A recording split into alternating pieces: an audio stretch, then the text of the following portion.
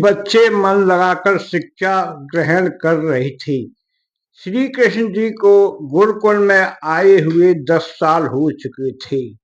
उन्हें एक सवाल बार बार काट रहा था। गुरु माता और आचार्य अकेले में रोते हैं। श्री कृष्ण जी ने एक दिन मौका पाकर अकेले में गुरु माता और आचार्य से भेंट की और इसका कारण पूछा। तब गुरु संदीपन और गुरु माता ने उन्हें मना कर दिया।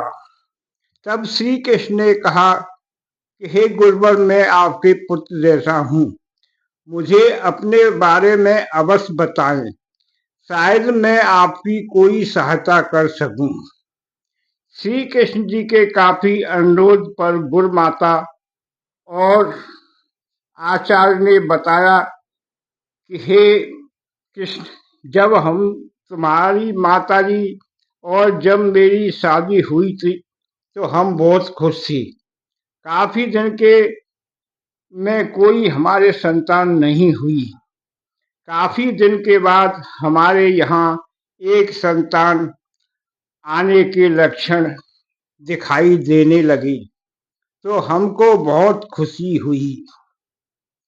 उसी समय हम प्रवास क्षेत्र की तीर्थ यात्रा पर गए।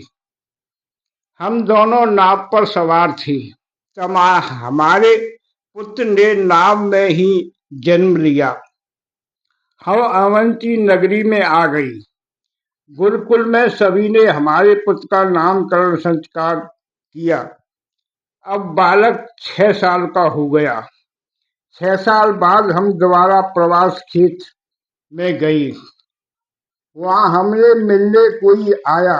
उसने पूछा कि आप ही अवंती नगरी के गुरु संदीपन हैं। मैंने कहा कि हाँ, मैं ही आचार्य संदीपन हूँ।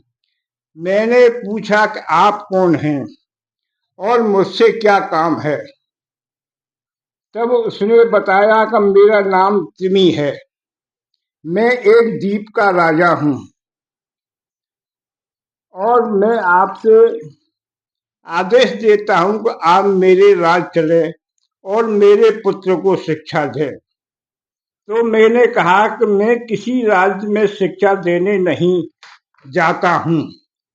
अगर किसी को शिक्षा ग्रहण करनी हो तो मेरे गुरुकुल में आना होगा, वहीं रहकर शिक्षा ग्रहण करनी होगी। मैंने पूछा कि आप कौन हैं। उसने अपने परिचय में कहा कि मैं वैवस्वपुर का राजा तिमी हूँ, मेरा राज एक द्वीप पे है। तब मैंने कहा कि मैं आपके साथ नहीं जा सकता हूँ। तब उसने कहा कि प्रवास क्षेत्र में मेरी आज्ञा सभी मानते हैं, किसी में हिम्मत नहीं कि मेरी आज्ञा का कोई उल्लंघन कर सके।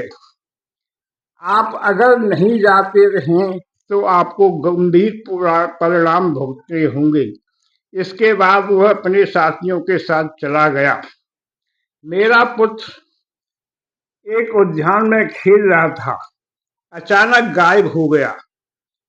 मैंने और तुम्हारी गुरु माता ने उसे खोजने की बहुत कोशिश की, पर हमारा पुत्र नहीं मिला। एक अनजान आदमी हमें एक पत्र देकर गया। हमने उसमें देखा कि उसने कहा था कि आपने मेरा कहना नहीं माना, इसलिए मैं आपको पुत्र को ले जा रहा हूँ। अगर आपको अपना पुत्र चाहिए तो मेरे राज्य में आ जाओ और गुरुकुल बनाकर मेरे प्रजा और पुत्रों को शिक्षा दो। तब मैंने अपने धर्म की खातिर उसका प्रस्ताव नहीं माना। शुरू में गुरु माता फूट फूट कर रोने लगी थी। आचार्य ने कहा, उसी दिन से हम दोनों अकेले में अपने पुत्र की याद में रोते हैं। जब से आप हमारे आश्रम आए हैं, हमारा कुछ कष्ट कम हुआ है। फिर जब आपकी शिक्षा पूर्ण हो जाएगी तो आप भी चले जाओगे। तब हम अपने पुत्र की याद और ज्यादा करेंगे। तब श्री कृष्ण और बलराम ने कहा, गुरुदेव हम आपकी तरफ से पूरी कोशिश करेंगे। गुरु माता ने कहा, नहीं पुत्र, हम तुम्हें वहां जाने की आज्ञा नहीं देंगे। हम अपने पुत्र को भूल जाएंगे, तुम्हें कोई कष्ट नहीं देंगे। एक पुत्र तो हमारा चला गया और हम दूसरे किसी को कष्ट नहीं देते हैं। तब श्री कृष्ण जी ने कहा कि मैं आपका पुत्र जैसा हूं। जब तक मैं आपके पुत्र को ढूंढ कर नहीं लाता, तब तक मैं अपनी विद्या ग्रहण नहीं करूंगा। फिर अपनी कुटी में आए कृष्ण और बलदेव दोनों ने गुरुपुत्र को ढूंढकर लाने की योजना बनाई। सुबह उन्होंने गुरु माता और गुरु संदीपन से कहा, हे गुरुदेव, हम आपके पुत्र को ढूंढने जा रहे हैं। हम आपके पुत्र को लेकर ही आएंगे। हमें आप आज्ञा दें और हमें आशीर्वाद दें कि हम आपके पुत्र को खोज कर लाएं। दोनों भाई खोज करते करते प्रवास क्षेत्र में आई।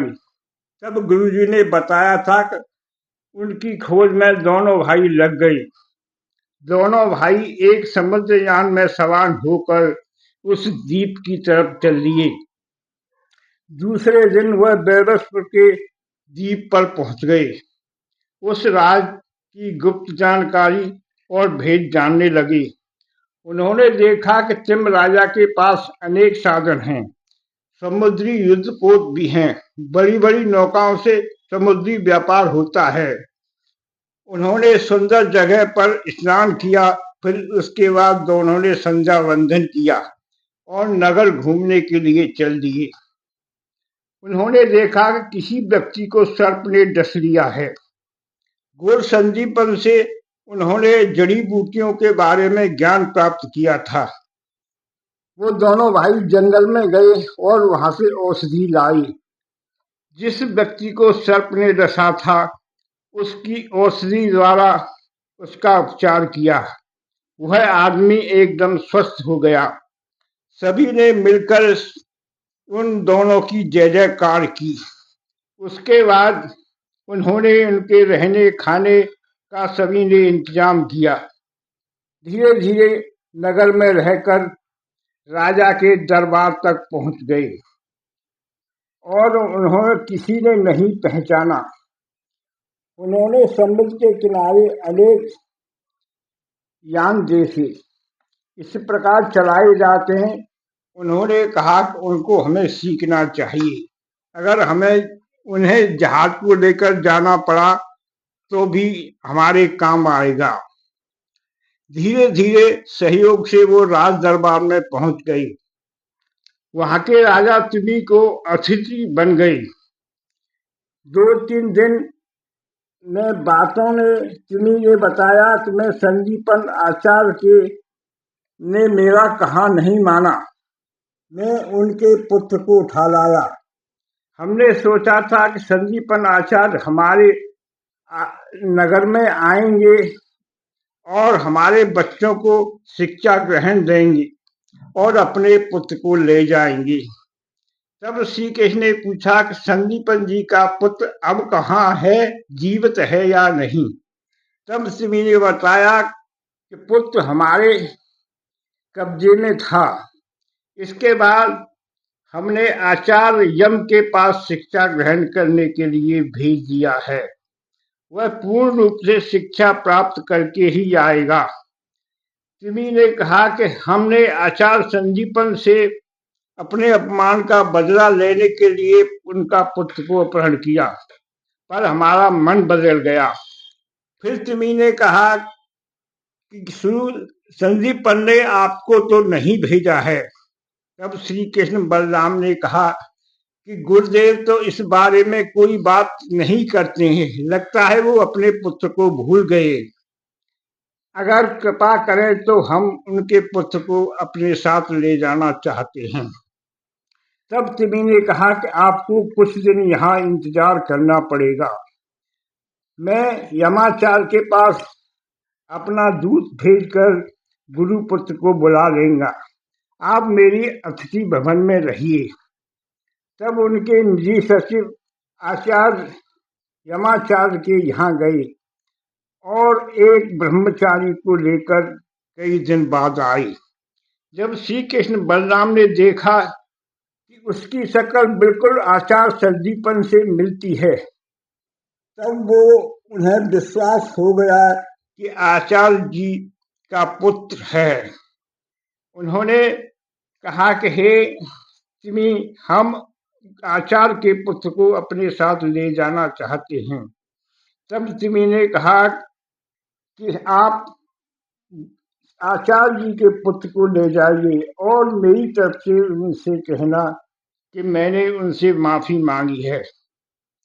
तब उन्होंने एक यान पर बिठाकर श्री कृष्ण जी और उसके पुत्र को प्रवास क्षेत्र की तरफ रवाना कर दिया। दूसरे दिन गुरुपुत्र और श्री कृष्ण बलराम प्रवास क्षेत्र में आई।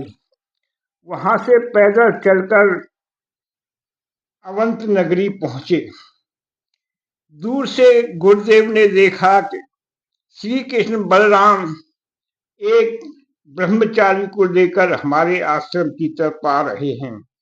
तब आचार्य जी और गुरु माता को बहुत खुशी हुई। उन्होंने उसके स्वागत के लिए तैयारी कर रखी थी। श्री कृष्ण और बलराम जी ने गुरु आचार्य माता को बताया कि यह तुम्हारा पुत्र है, इसकी शक्ल बिल्कुल आचार्य से मिलती है।